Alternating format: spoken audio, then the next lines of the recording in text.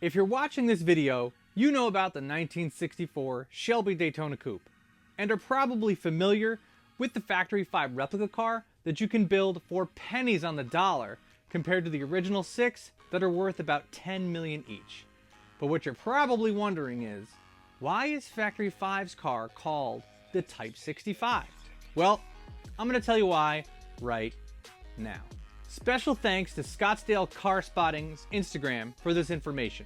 The original 6 Shelby Daytona Coupes that shocked the world at Le Mans and Sebring were powered by the Cobra 289 V8. Pete Brock had designed a beautiful and deadly aerodynamic missile that completely blew away the competition. However, the idea to put the upgraded 427 V8 into an even more aerodynamically streamed Daytona Coupe was Shelby's answer to finally get the job done of an overall win at Le Mans. So Pete Brock turned his talents to the second version of the Daytona Coupe. Brock was convinced that a 215 mile an hour top speed seemed possible and designed an even lower drag body for the second variation. Unfortunately, they were not going to be able to produce 100 of these coupes for homologation purposes, and Shelby was forced to use the previous year's small block 289 Daytona Coupes.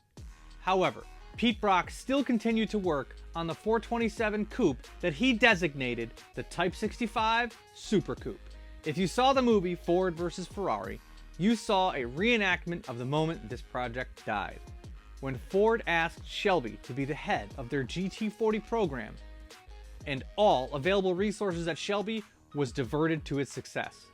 Ford was planning to win Le Mans with the GT40, and Pete Brock, along with his 427 Type 65 Super Coupe, eventually became casualties of this vendetta to unseat Ferrari. Some of the behind-the-scenes events that Pete did not know about was the tightrope his boss was walking on, throwing all of its financial and engineering into the GT program. So they were the ones keeping Shelby's door open. If Shelby's 427 Type 65 Super Coupe were to compete against and beat the Ford GT at Le Mans, it would be a great embarrassment to Shelby's employer, Ford.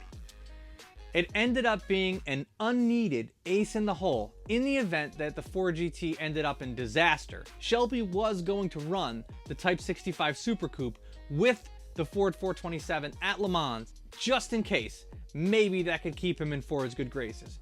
But in reality, the Ford GT40 succeeded, and the Shelby 427 Daytona Type 65 Super Coupe project was abandoned. The car you're seeing here is the only version that was ever made to completion. It is a one-of-one Super Coupe that never existed. It was purchased by collectors, driven a few times, and then purchased by other collectors, and is now in a museum. When Dave Smith decided to continue the Shelby Daytona's legacy, he wanted the continuation and spirit of evolution the Shelby Daytona deserved. The Factory 5 Type 65 Coupe is a little bigger and a little longer than the original, but still looks just like it. The longer wheelbase makes the car less twitchy and more stable. It's also considerably stiffer. What I love about Factory 5 is you can put your own personal twist on this legend and make it your own. Whether it's a Weber carb for a Weber carb tribute of the 289, a 427 like it should have been, or a supercharged monster like it could have been had it been built in today's age. The choice is yours, and I can't wait to finish mine. To follow along on my journey, make sure to subscribe to me at Low Boost Films, and if you're interested, we have a ton of merch on our website, lowboostfilms.com, and a bunch of different tools that you probably would want too. If you can't wait until next week's episode, check out these videos that I already have ready to go. Thank you guys for watching, and I'll catch you in the next one.